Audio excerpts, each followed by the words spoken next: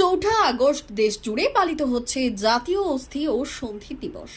দেশের পাশাপাশি ঝাড়গ্রাম অর্থ ক্লাবের পক্ষ থেকে অভিনব উদ্যোগের মধ্য দিয়ে জাতীয় অস্থি ও সন্ধি দিবস পালন করা হয়। অস্থি চিকিৎসকরা চিকিৎসা করতে গিয়ে তারা দেখেছেন তাদের সিংহভাগ রোগীর অ্যাক্সিডেন্টের কারণে হাড় ভেঙেছে, কাতর যন্ত্রণায় ছটপট করছে। তারা দায়িত্ব সহকারে তারা চিকিৎসা করে সুস্থ করছেন অস্থি চিকিৎসকরা। কিন্তু দিনের পর দিন পথ দুর্ঘটনা বৃদ্ধি পাওয়ায় হাড় ভাঙার সংখ্যাও বেড়ে চলেছে। তাই সাধারণ মানুষকে আগাম সুরক্ষিত করতে পথ নিরাপত্তাকে সামনে রেখে জাতীয় অস্থি ও সন্ধি দিবসে ঝাড়গ্রাম শহরে পথ নিরাপত্তার প্ল্যাকার্ড হাতে নিয়ে পদযাত্রা করে অস্থি চিকিৎসক সহ ঝাড়গ্রামের অন্যান্য চিকিৎসকরা।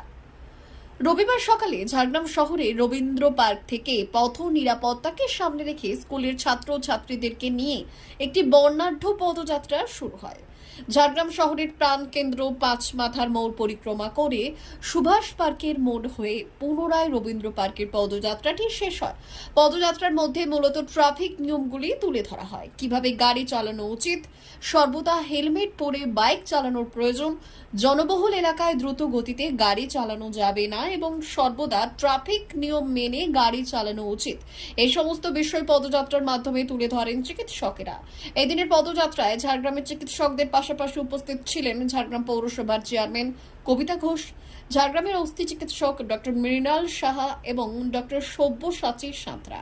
সচেতন হন, জেব্রা ক্রসিং ব্যবহার করুন, ট্রাফিক সিগন্যাল অনুসরণ করুন, পথচারীরা ফুটপাত ব্যবহার করুন।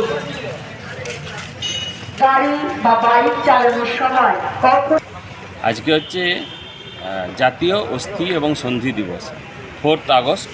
সারা ভারতবর্ষব্যাপী এই জাতীয় অস্থি এবং সন্ধি দিবস পালন করা হয়। তো প্রত্যেক বছরের মতো এবছরও সব অর্থোপেডিক্স ক্লাব আছে বা অর্থোপেডিক অ্যাসোসিয়েশন আছে বা অন্যান্য যেসব অর্থোপেডিক সংগঠন আছে, তারা সবাই এই দিনটাকে জাতীয় অস্থি সন্ধি দিবস হিসাবে পালন করে। তো সাধারণত কি হয়, আমাদের এবারের যেটা থিম আছে সেটা হচ্ছে অন রোড সেফটি। তো দেখা যাচ্ছে যে সারা ভারতবর্ষব্যাপী বা হোল ওয়ার্ল্ডে এই রোড ট্রাফিক অ্যাক্সিডেন্টের পরিমাণ অনেক গুণ বেড়ে গেছে। তো তার জন্য আমরা এই রোড ট্রাফিক অ্যাক্সিডেন্টের যেসব পেশেন্ট আছে তাদেরকে আমরা সরাসরি তো দেখছি যে কীরকম পেশেন্ট আসছে, তাদের মরবিডিটি কেমন হচ্ছে।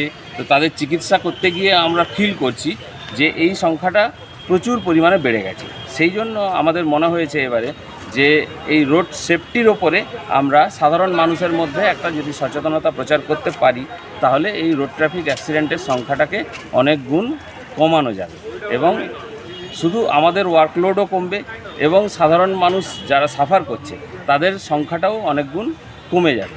D news, Jhargram.